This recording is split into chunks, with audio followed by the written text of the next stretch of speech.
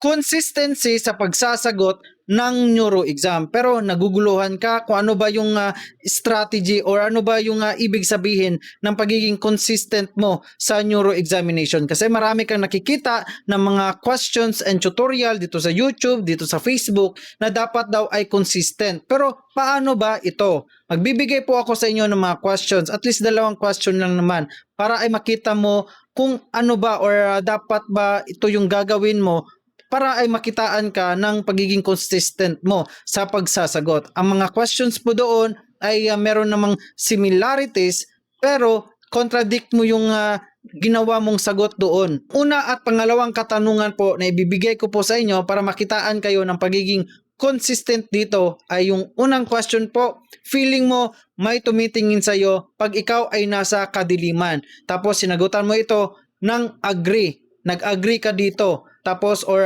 let's say strongly agree. At ang pangalawang question po, do you believe in ghost and spirit in darkness? Tapos nag-disagree ka dito, which is nag-contradict yung una at ang pangalawang question mo dito. Kasi yung unang katanungan ay nag-agree ka dito na feeling mo merong tumitingin sa iyo pag ikaw ay nasa kadiliman. Tapos yung pangalawang question ay nag-disagree ka. Sino ba ng mga tumitingin sa iyo pag ikaw ay nasa gabi, 'di ba? You believe na meron ding mga spirit or ghost na nasa iyong paligid kung ikaw ay nasa kadiliman. Kaya itong kasagutan mo dito ay hindi po nakitaan ng pagiging consistent. Dapat po yung una at pangalawang katanungan ay dapat po nag-disagree ka dito at yung pangalawang question ay nag-disagree ka din kasi hindi ka nakitaan na feeling mo merong tumitingin sa iyo, nag-disagree ka. Tapos yung pangalawa, do you believe in ghosts? Nag-disagree ka din, hindi ka din naniniwala niyan, which is tama naman. Itong pangalawang katanungan po ay non-existing po kasi ito.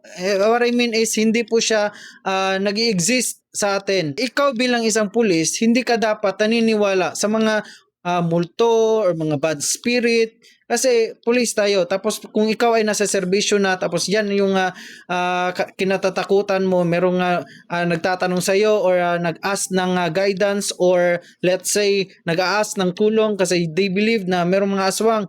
Tapos ikaw din natatakot ka kaya hindi ka gustong rumisponde, which is bagsak na bagsak ka sa neuro. At sa ganitong katanungan, sa una at pangalawa, dapat po talaga ay mag-disagree ka. Para naman ay at least makitaan ka ng hindi ka agree na mayroong tumitingin sa iyo sa kadiliman at lalong-lalo na sa lahat, you don't believe ghost or mga multo sa ating paligid.